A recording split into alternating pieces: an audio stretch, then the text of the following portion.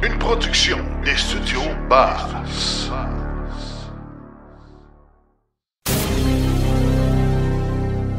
Cet épisode hors série est une présentation du groupe Énergie Canada, votre spécialiste en véhicules de loisirs électriques. Pour plus d'informations, visitez le energygroupcanada.com ou appelez-nous au 1 877 755 5551.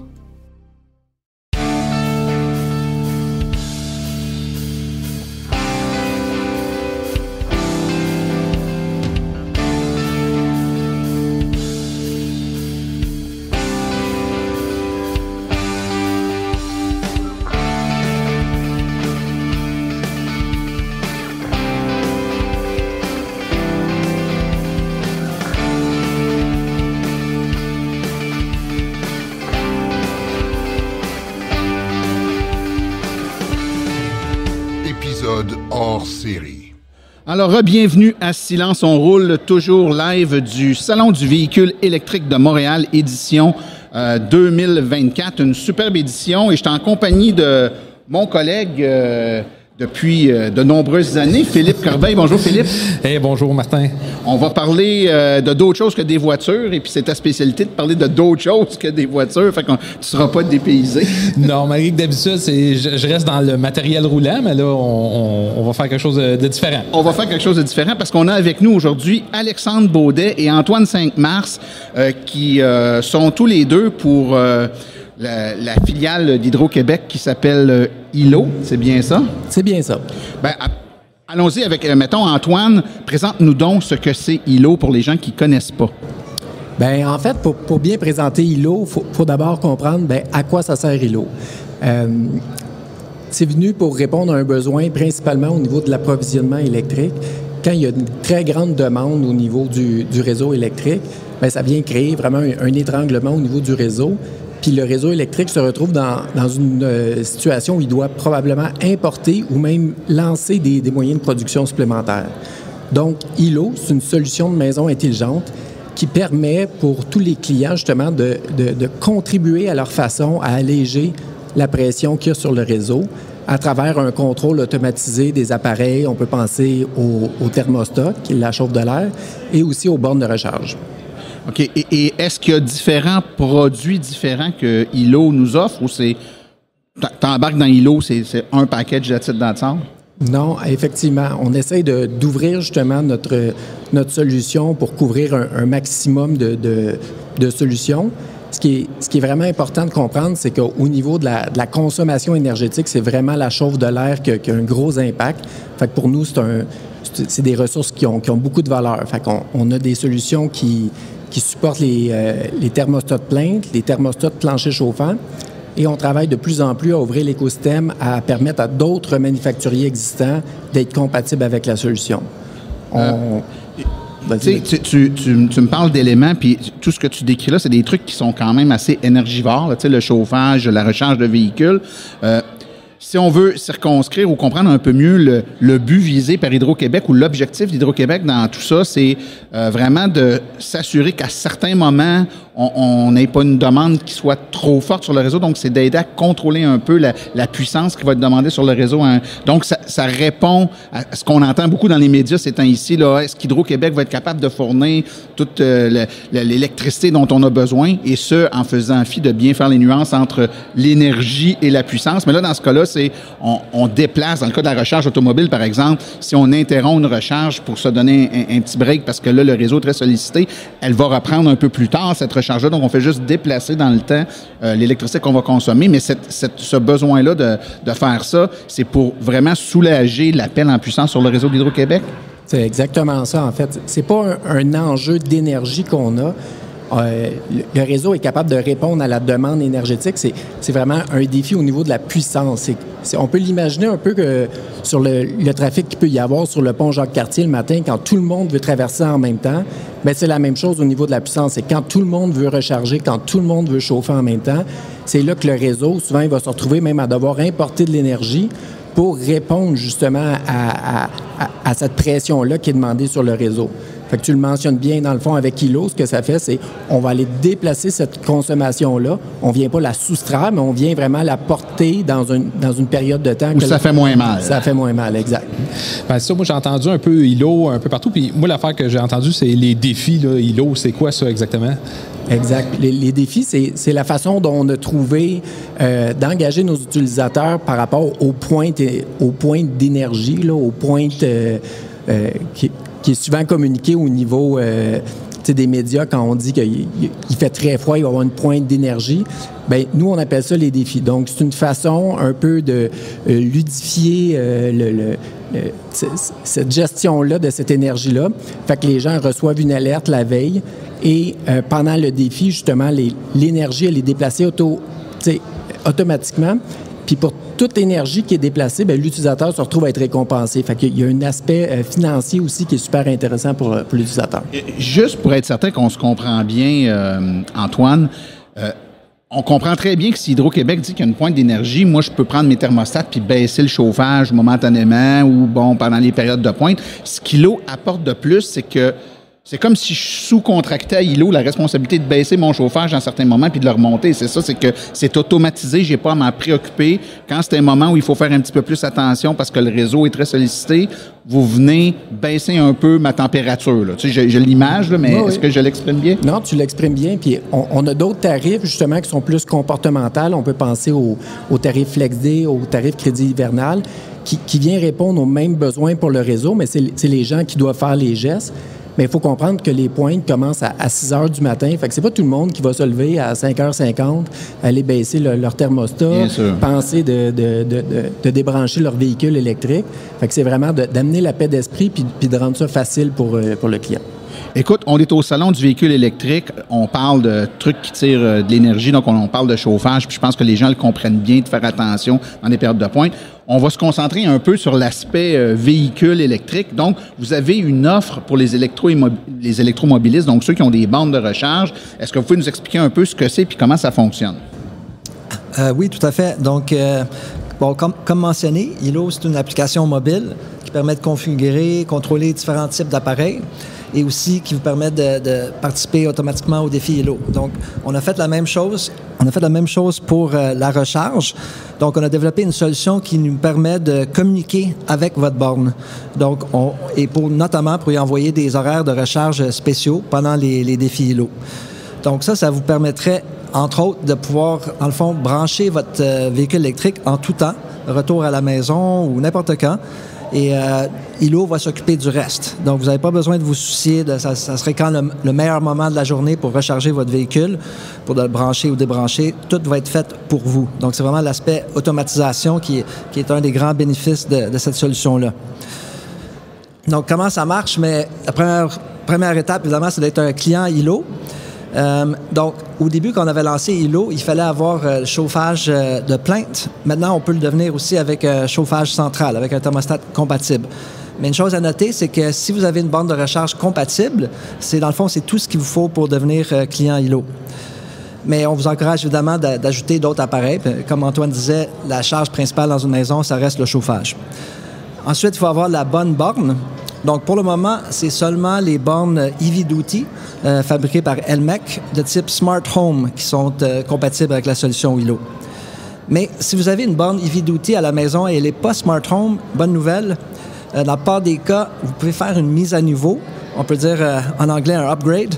Et si vous le faites via l'application ILO, ça va être gratuit. Donc, déjà, vous allez épargner $100. Donc, une fois que vous êtes client ILO, et vous avez la bonne borne, eh bien, vous l'ajoutez à votre application ILO. C'est très simple. Vous avez juste à suivre les directives sur l'app. Ça prend seulement quelques minutes et ça ne coûte rien.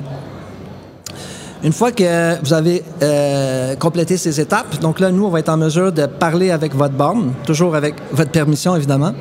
Et ça va être lors des défis qu'on va envoyer des horaires optimisés.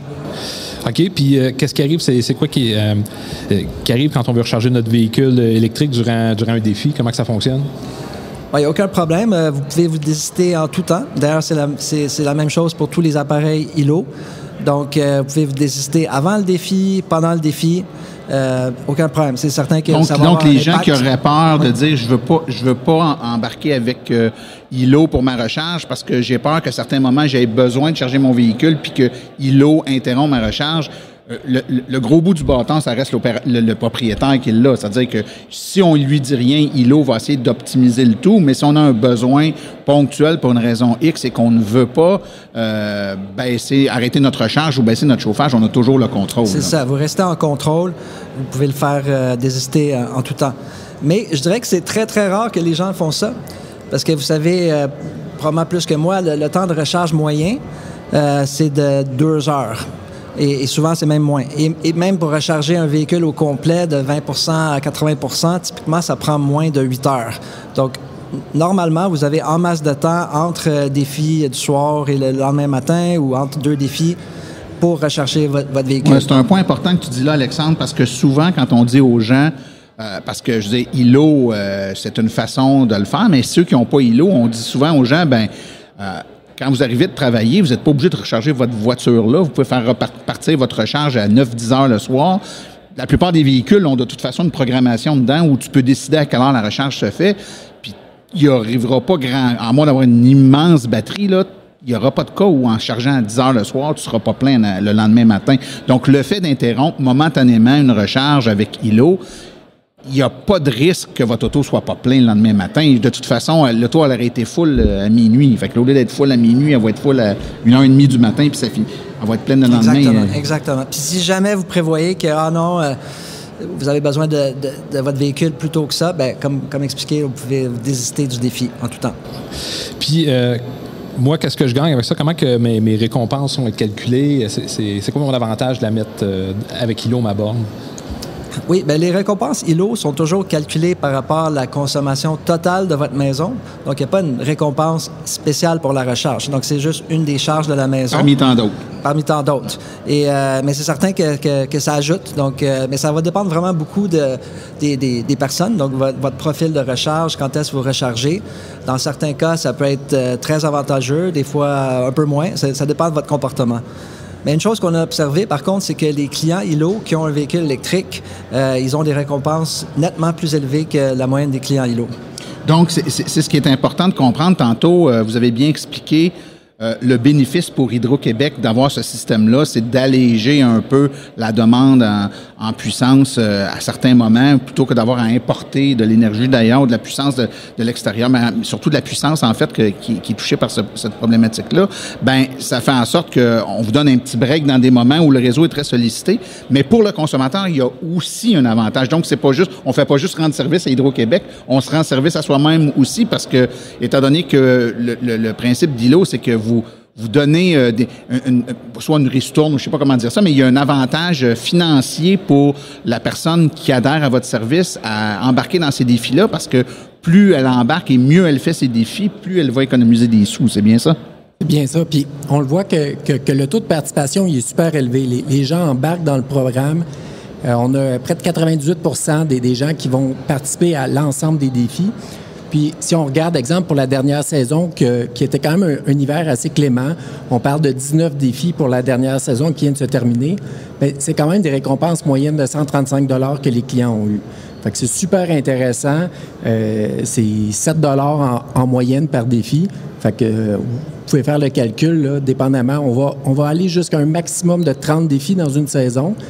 Fait que d'une saison à l'autre, on tourne dans ces environs-là. Un petit peu plus, un petit peu moins en fonction du nombre de défis qui sont appelés. Et j'imagine que c'est un peu impacté par la température. Comme cet hiver, on a une température beaucoup plus clémente. Les besoins de restreindre la demande en puissance sur le réseau a dû être moins grande que par l'hiver d'avant, par exemple? Oui, c'est un bon point. Puis des fois, c'est pas 100% lié non plus à la température extérieure. Il peut y avoir des contraintes, exemple, du verglas qui peut avoir lieu sur la côte nord qui nécessite de faire des travaux d'entretien sur certaines lignes de transport, par exemple. bien, justement, ILO peut venir aider pour soulager pour d'autres besoins du réseau, qui n'est pas juste le besoin de puissance locale, hein, c'est ça, parce que souvent, moi, j'ai des gens dans ma famille qui ont ILO ou qui ont le tarif hivernal ou des flex, qui me disent, c'est bizarre, il y a une pointe qui est annoncée pour demain, puis pourtant, il ne fait pas si froid que ça demain, mais moi, je leur explique, le froid est peut-être pas ici, ou le besoin est peut-être beaucoup plus en amont sur le réseau, mais ça demeure que... c'est à Montréal, c'est dans les grandes villes qu'on consomme beaucoup. Si on soulage ici, ça peut régler un problème un peu plus haut. Des travaux d'entretien au niveau des turbines, par exemple. Justement, il y a une multitude de facteurs, mais principalement, c'est souvent lié au froid, mais il peut y avoir d'autres facteurs aussi qui peuvent nécessiter l'utilisation d'un appel de défi. Oui, j'ajouterais aussi qu'en ce moment, il y a à peu près 250 000, 260 000 véhicules électriques. Mais quand on va arriver à 1 million de véhicules électriques, ce qui vraiment est très, très bientôt, et même on va éventuellement arriver à 2 millions, les véhicules électriques eux-mêmes vont contribuer aux pointes.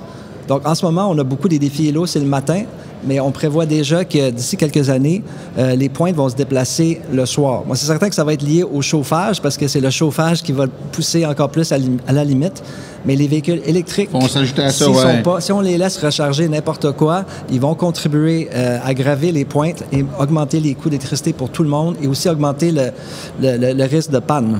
Puis bien entendu, on finit, pas tout le monde, mais une grande partie de la population finit de travailler quelque part entre 16h puis 18h. Donc, on va tout arriver à la maison à peu près dans les mêmes heures, en même temps que le chauffage repart, en même temps qu'on part la cuisinière, en même temps que, une petite brassée. Donc, c'est vraiment une période là, qui est très, très, très sollicitée au niveau de l'alimentation en électricité. Puis au niveau des bornes, vous avez dit que c'est la borne de Elmec. Là. Y a-t-il une raison pourquoi c'est Elmec qui a été choisi pour partir ça? Oui, bonne question. Premièrement, Elmec, c'est le fabricant donc d'une des bornes les plus populaires au Québec. Et en fait, c'est eux qui ont le plus de bornes connectables à l'Internet. Ils ne sont pas tous connectés présentement, mais ils peuvent être connectés à l'Internet avec la mise à niveau. Donc, pour ça, c'était vraiment intéressant pour nous de travailler avec eux pour aller chercher un maximum là, d'électromobilistes à court terme. Aussi, c'est une entreprise québécoise. On aime bien travailler avec des entreprises locales. Ils sont dans le domaine depuis une dizaine d'années. Tous leurs produits sont fabriqués au Québec. Donc, très bon partenaire. Cela dit, on travaille effectivement, on parle à d'autres manufacturiers de bornes de recharge d'ici et d'ailleurs pour élargir le nombre de bornes compatibles, donner plus de choix aux clients. Donc, on est en discussion avec plusieurs manufacturiers pour avancer là-dessus. C'est un point intéressant parce que je voulais justement vous poser la question, le nombre de modèles de bornes. Moi, je me rappelle, ça va faire 14 ans que je roule juste électrique. Là. Quand j'ai commencé, des modèles de bornes, fait au Québec, il n'y en avait pas, premièrement. Puis, très rapidement, on a vu apparaître deux grandes vagues, là, toute la vague Elmec, puis après ça, Ad Énergie avec ses bornes Flow, puis tout ça qui sont arrivés.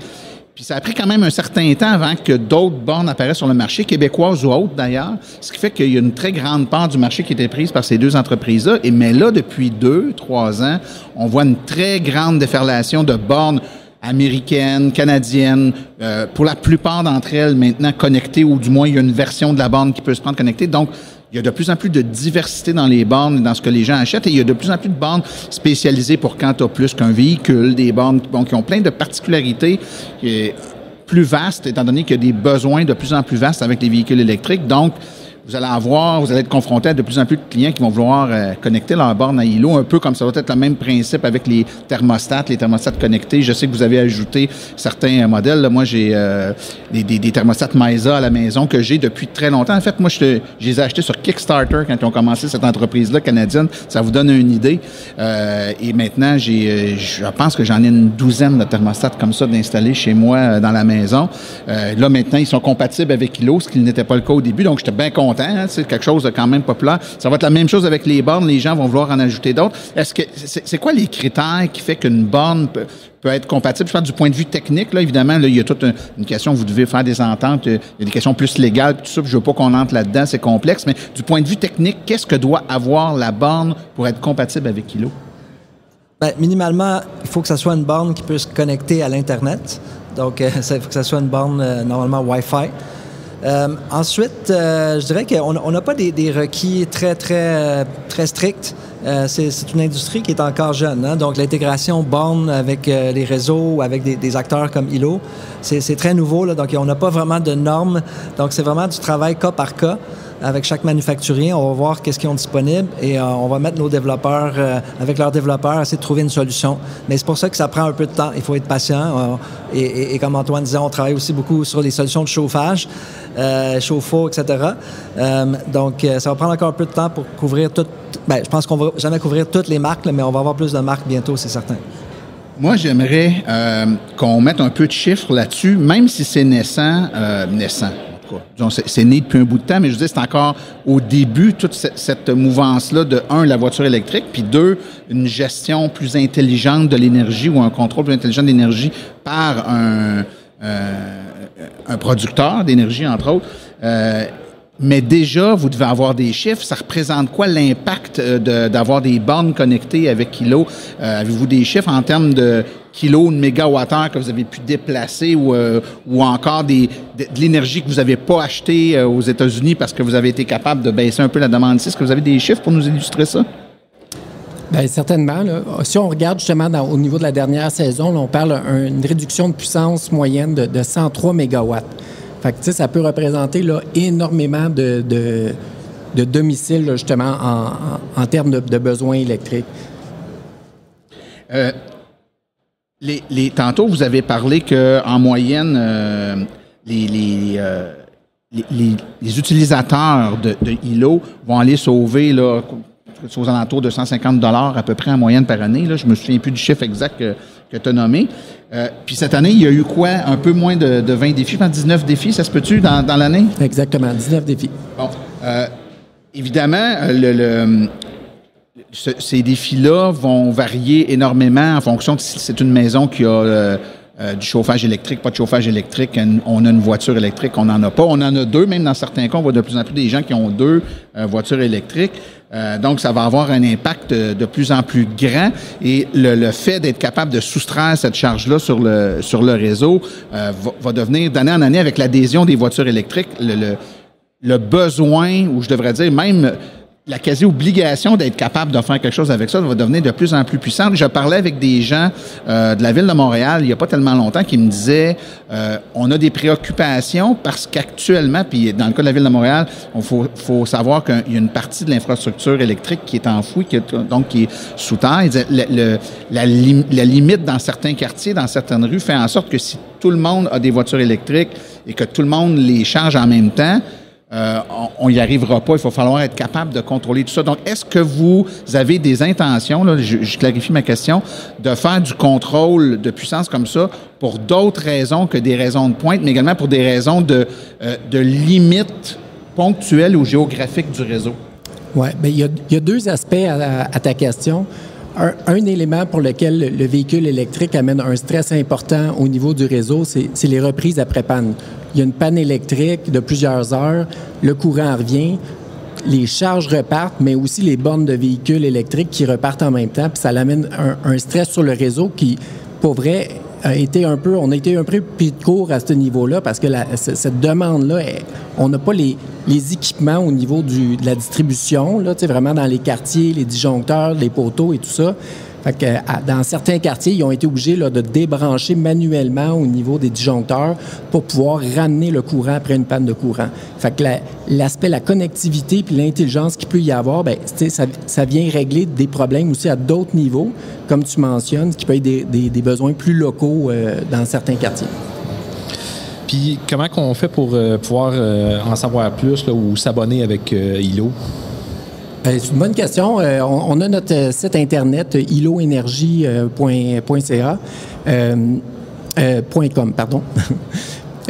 Toutes les informations s'y retrouvent, mais principalement, si vous êtes sur une clientèle résidentielle, vous êtes propriétaire de votre logement, vous pouvez regarder sur le site web, voir les équipements qui sont compatibles. Comme mon collègue Alexandre le mentionnait, ça peut être seulement une borne, ça peut être au niveau du chauffage.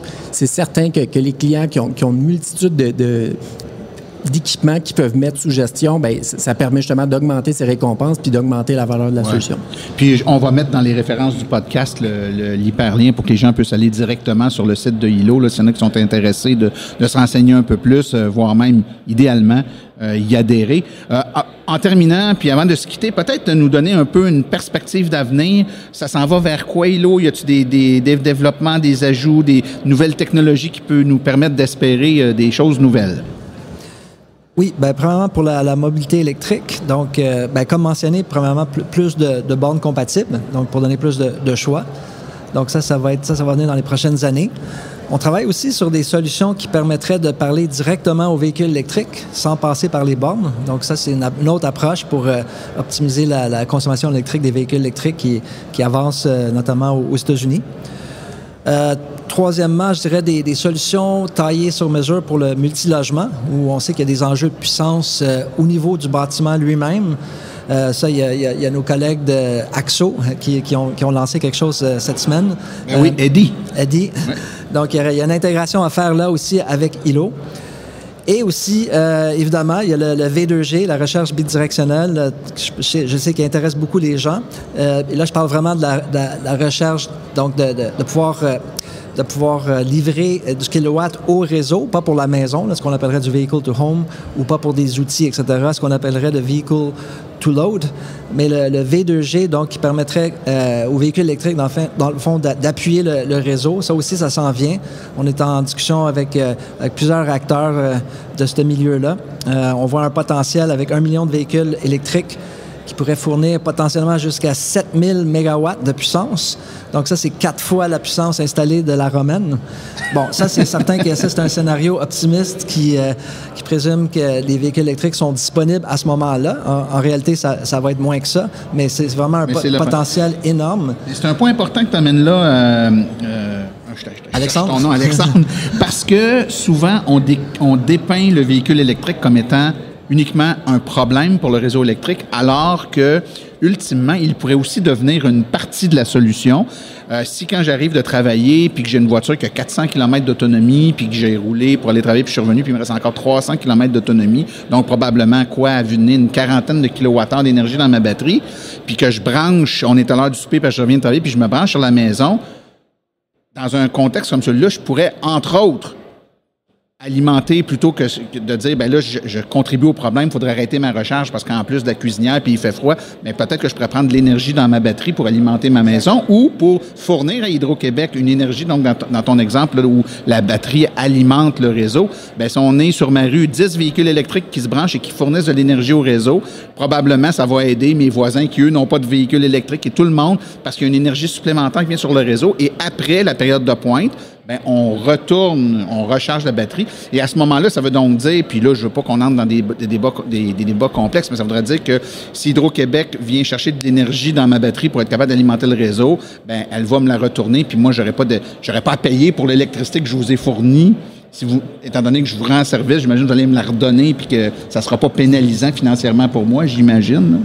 Ben moi, je pense qu'au contraire, on va vous compenser pour plus que ce que ça vous a coûté l'électricité. Donc, pour référence, dans un défi ILO, ce que vous ne consommez pas, on vous récompense 55 sous le kilowattheure, donc c'est à peu près 5 fois le prix payé. Bon, pour le V2G, je ne sais pas si ça va aller à ce montant-là, mais ça va être un incitatif qui va encourager les gens à s'équiper et d'avoir le bon équipement pour ça. Moi, je vous promets de vous charger moins cher que la Nouvelle-Angleterre si vous venez chercher de l'électricité dans mon auto. Je vais être gentil. Ben, écoutez, Alexandre Baudette et Antoine 5 mars de ILO, vous avez été super gentils de répondre à nos questions. On va évidemment mettre les références pour le site web dans les références du podcast si les gens veulent avoir plus d'informations. Et on a une multitude de podcasts qui ont été faits dans les dernières années. Là, j'invite les auditeurs à faire des recherches où on a parlé de gestion de puissance, de gestion d'énergie, de l'impact justement que pourrait avoir du V2G, V2L et tout ça. Donc, c'est très intéressant de se renseigner là-dessus. Puis ça nous aide un peu aussi à répondre à mon oncle, à ma tante dans le temps des fêtes qui perçoivent parfois à tort le véhicule électrique comme étant responsable de tous les malheurs qui vont nous arriver, alors que, bien sûr, on nie pas que ça représente une charge supplémentaire sur le réseau, mais c'est une technologie qui pourrait permettre aussi d'aider le réseau dans certaines situations. Exactement. Puis d'un point de vue Hydro-Québec, on voit vraiment ça comme une solution, les véhicules électriques. Ça nous amène des défis, mais on le voit vraiment comme une solution. Puis c'est également une excellente approche pour décarboner notre industrie. Donc, on encourage fortement quand même les gens à faire ce virage-là. Et il n'y a pas d'ambiguïté, contrairement à ce qu'on dit, entre le message de faire attention à la consommation d'électricité puis d'acheter des voitures électriques. Les gens perçoivent ça comme étant une incohérence de discours de la part du gouvernement et d'Hydro-Québec. Mais c'est de mal comprendre la problématique. La problématique n'est pas d'avoir des voitures électriques.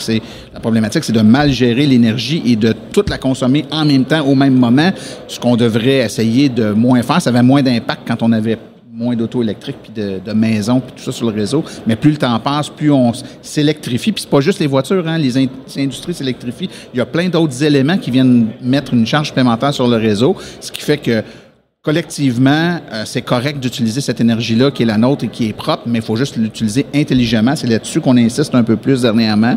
Puis je pense que les électromobilistes ont déjà une prédisposition naturelle à bien comprendre l'utilisation de l'énergie, puis une sensibilité, je vous dirais, écologique et un amour indéfectible envers Hydro-Québec qui leur permet de rouler avec des véhicules qui coûtent vraiment moins cher à rouler qu'avec l'essence. Donc, je pense que vous allez avoir la collaboration de tous ces électromobilistes-là. Oui, tout à fait. Puis juste, je pourrais dire simplement aussi que pour Hydro-Québec, le véhicule électrique, c'est une source de demande d'électricité, mais c'est aussi une source de flexibilité. C'est ça qui est vraiment génial avec un véhicule électrique.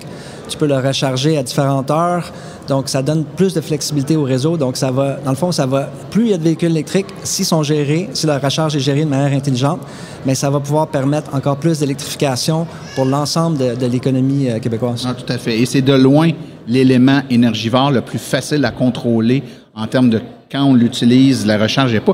Toutes les voitures sont programmables pour leur dire recharge pendant la nuit.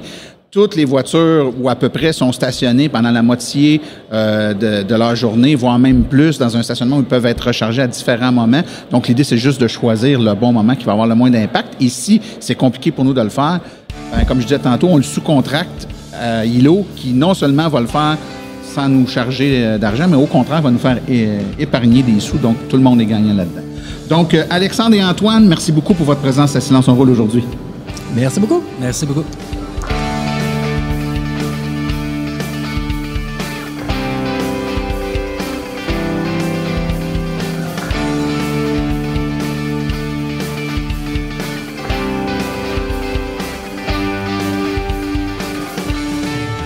Épisode hors série.